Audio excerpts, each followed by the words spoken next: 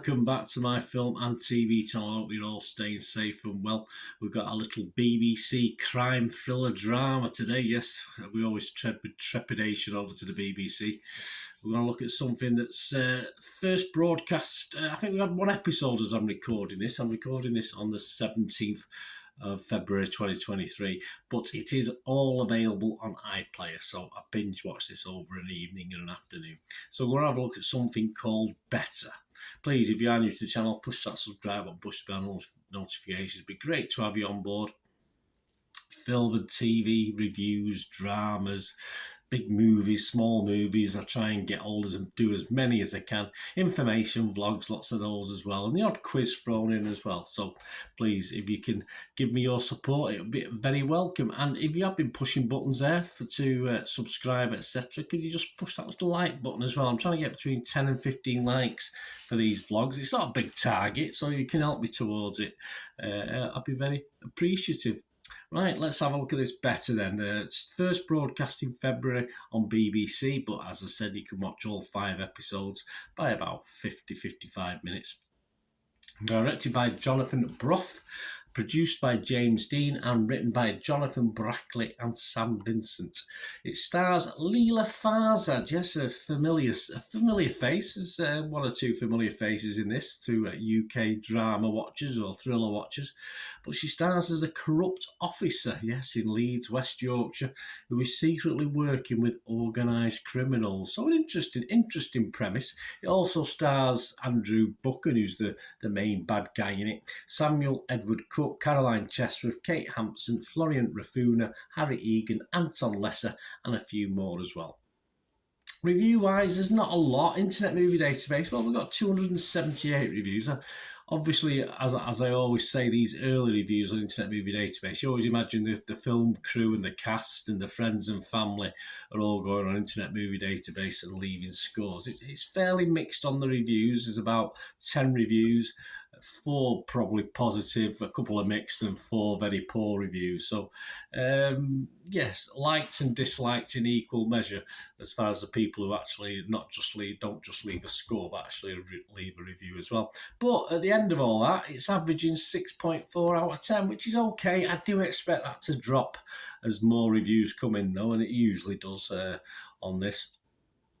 And as I said, there's no real critics out there putting pen to paper on this one just yet. It's a bit too early, but I am going to score this, yes, and it feels generous because I seem to have a lot of criticism on this, which is true, but I'll give it a 6 out of 10 because I must admit I did quite enjoy it. I'll tell you a little bit more. I did quite enjoy it. I mean, let's look at it in a little bit more depth. I mean, Happy Valley, this isn't, of course it isn't. That was set in Yorkshire as well, of course.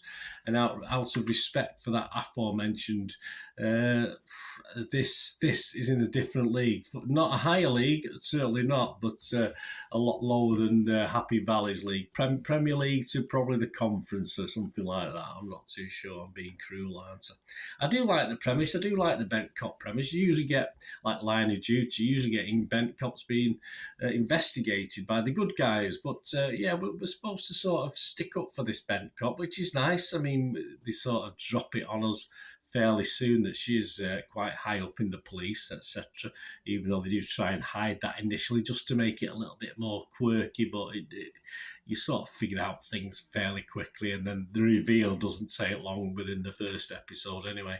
It's not new, as I said, it's not new. I have seen similar things done in films, but just the fact that they've done it like this does pique your interest to watch it. It certainly gets you through episodes 1 and 2 as you get to know the ins and outs and the wheres and wherefores. Wheres and wherefores, whys and therefores, or whatever they are. Sadly, the execution, though, is a little bit poor and does push believability to the limits throughout the 5 episodes. I mean, the sort of things, either you think the police are stupid or the criminals are stupid. There's nothing to say they aren't in real life, but it does push it just a little bit. And certainly for the first 4 episodes up to episode 5, as up to that last episode, I did look forward to it because you just want to know how things are going to pan out. You want to know how well, there's two baddies really. You've got a bent cop and you've got a gangster. And they're both baddies, but you just want to know what's going to pan out between them and what's going to happen, because they're like a little family. You know, they're like brother and sister, even though they're not. They've been thrown together. It's just a very unusual relationship. You'll know that. You'll know what I mean if you've watched it or you're gonna watch it. You know, it's like, you know, they meet up, but she has to be searched and things like this. But they're supposed to be on the same side, not the good side, but they're supposed to be on the same side. So it's a bit odd. It's a bit odd to say the least. But as I say, it does still pique the interest and keep you watching. The acting, well, you know me and acting. We'll not mention some dodgy accents, especially a pretty dodgy Northern Irish one. And the acting in general is poor to average. There's no great Shakespearean actors in this one. I do like Leela Farzad, but her skills are. I don't think I'm being unfair to say a little bit average. She's not great. She's just as nice as a person, nice as a personality. At best, she struggles to lead what really she is the lead in what is a decent enough, supposedly decent enough crime thriller. And the big baddie, of course, played by Andrew Buchan, doesn't quite convince either, not just with the accent.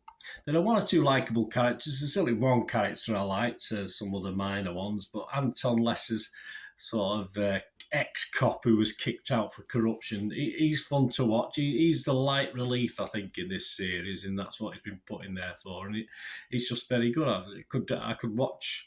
Well, I could have watched the series with him on his own, although that's never going to happen. But we'll not talk about why. Turn your brain off, and it passes the time okay, this, but be ready, yes, this is the worst bit, be ready for a bit of a disappointment with the ending.